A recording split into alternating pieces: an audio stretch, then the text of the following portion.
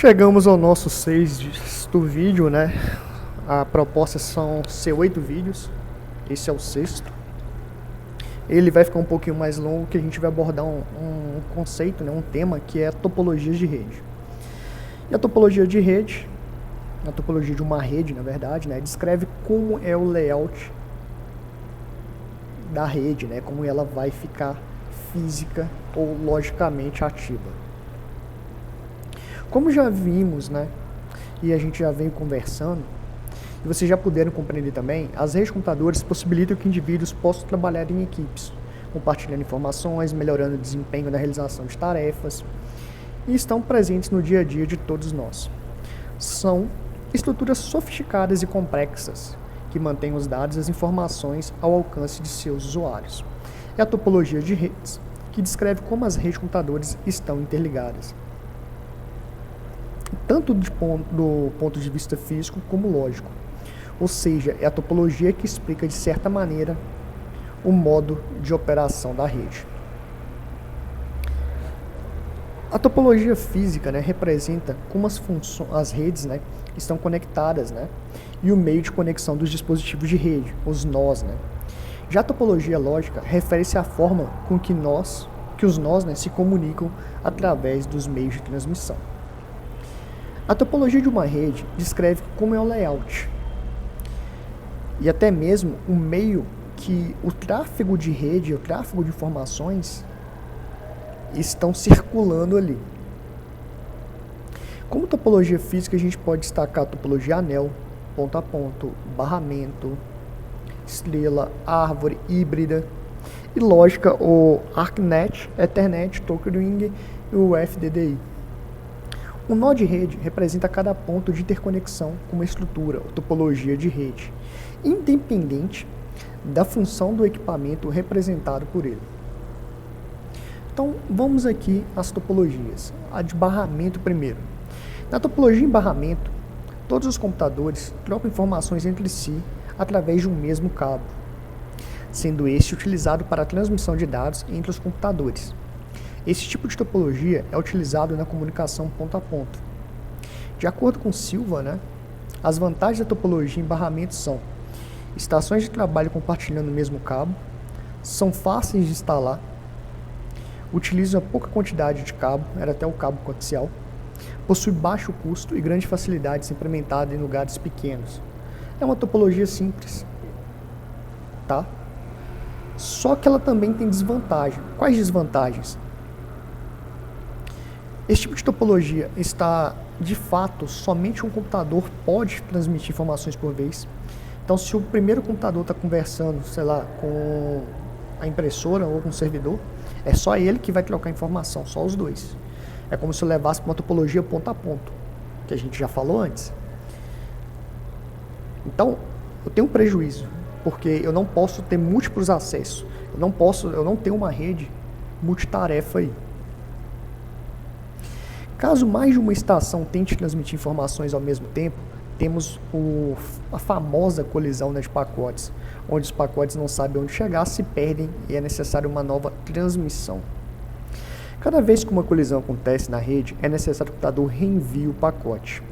Essa tentativa de reenvio de pacotes acontece várias vezes até que o barramento esteja disponível para a transmissão e os dados cheguem até o computador receptor. Temos a topologia anel aí, né, que utiliza o token, né?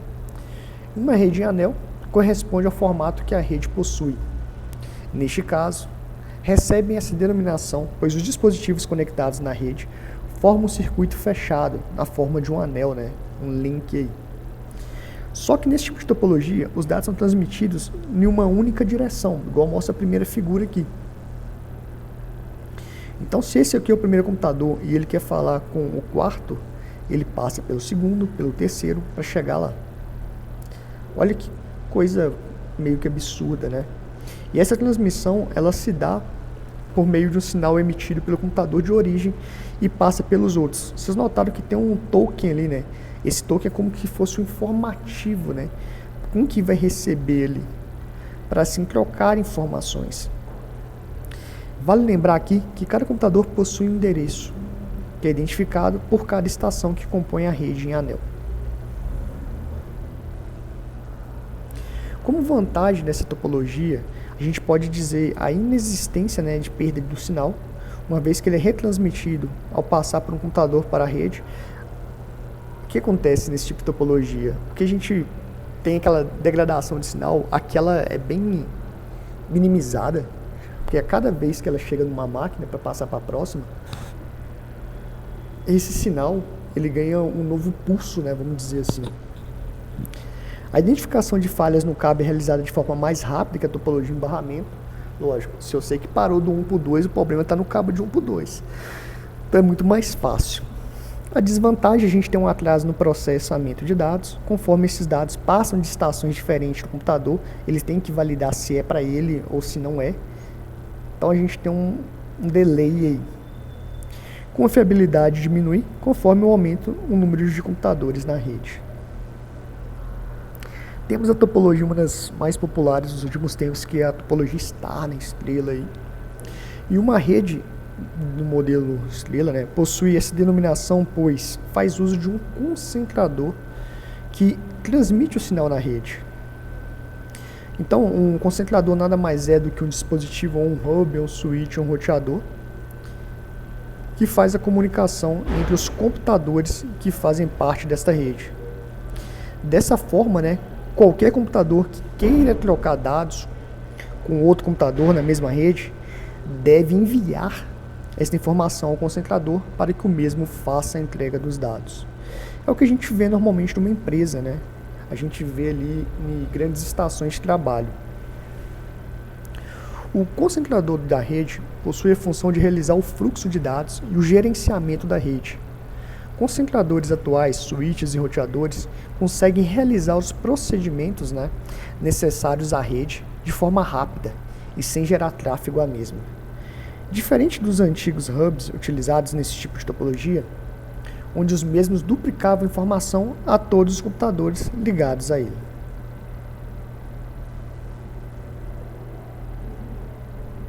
Quais são as vantagens, então? Fácil identificação de falhas em cabos. Instalação de novos computadores ligados à rede ocorre de forma mais simples do que outras topologias, né?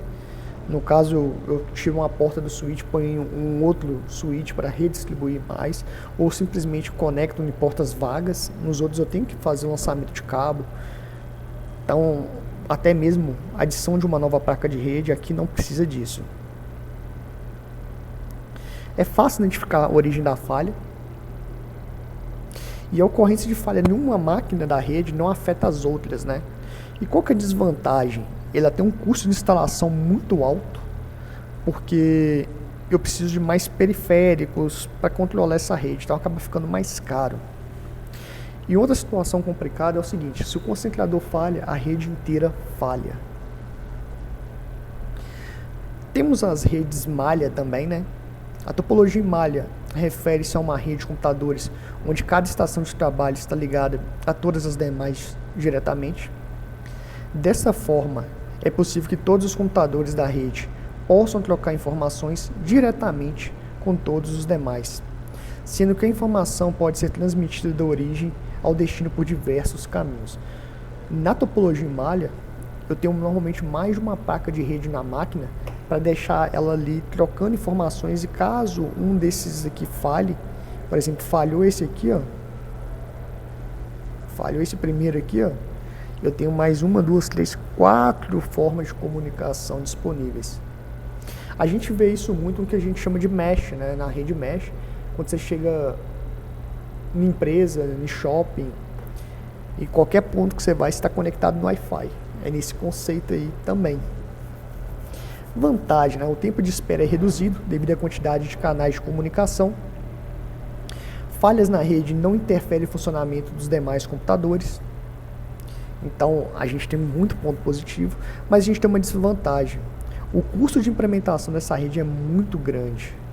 Imagina que para cada outra máquina que ela vai se comunicar, eu preciso ter uma placa, né, uma interface de rede para garantir essa comunicação, formar esse enlace.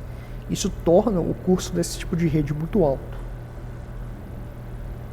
Temos a topologia árvore, né? Uma topologia em árvore pode ser caracterizada como uma série de barras, né, interconectadas. Essa topologia em árvore nada mais é do que uma visualização da interligação de várias redes e sub-redes. Então aqui a gente pode ter uma rede LAN, aqui eu tenho outro aqui e outro aqui. E todas elas estão ligadas ao mesmo concentrador. Nesse tipo de topologia, um concentrador interliga todos os computadores de uma rede local, enquanto o outro concentrador interliga as demais redes, fazendo com que um conjunto de redes locais sejam interligadas a dispositivos no formato de uma árvore. Temos a rede híbrida, que normalmente é caracterizada por estar utilizando duas topologias ou mais, e esse tipo de topologia é aplicada em redes maiores que uma LAN. É chamada de topologia híbrida, pois pode ser formada por diferentes tipos de topologia, ou seja, é formada pela união, por exemplo, de uma rede de barramento com uma rede estrela ou qualquer outra, A gente tem esse exemplo aí.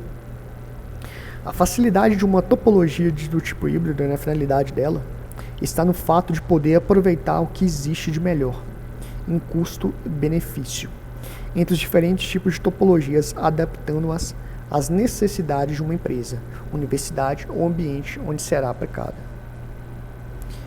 Então, apresentei para vocês as topologias físicas ali, A topologia física ali sempre vai ser como a rede está organizada.